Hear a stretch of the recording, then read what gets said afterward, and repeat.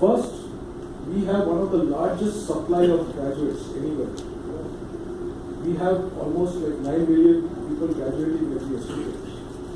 Now, in spite of such a large, we are just next to China. In such a large talent base, we still have a lot of, I would call it as low employability, because of which we are not able to readily integrate the talent and deliver business management. And being from the services, we manage business process services for clients.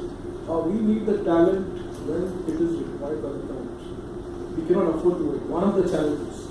So it's employability, which is directly related to what is there in the curriculum. So the root cause maybe the curriculum is not aligned to what industry needs.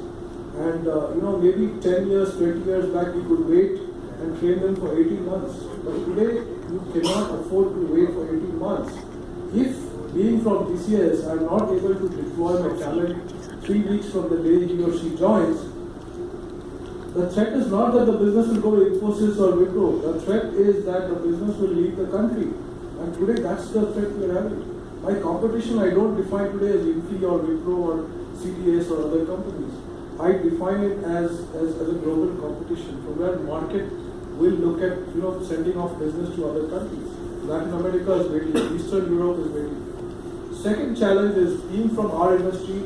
It may be more specific to my industry, GPS, but it can also reflect your industries. For example, the awareness of what this industry is all about. So the perception always was, and I should say thanks to Chetan Bhagat for writing that novel called One Night at a Call Center, where he portrayed BPO industry to be a place where, people with complicated lives and all the more complicated ways of working come together, and it's not a great place to really work. But reality is very different.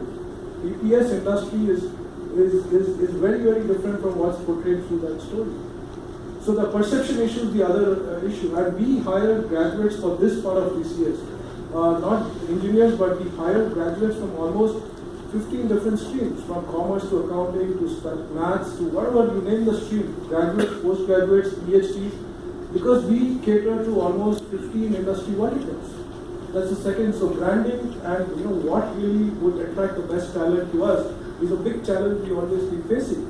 And the third one is predictability of the talent supply.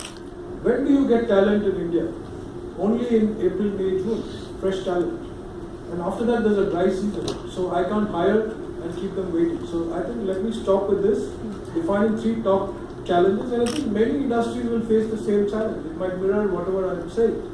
We will go ahead as we come up with more understanding of challenges from the other participants. Okay, so Nitish, I think Rajiv's given us a perspective from the BPS side of things. If you can kind of contextualize it to the IT services space.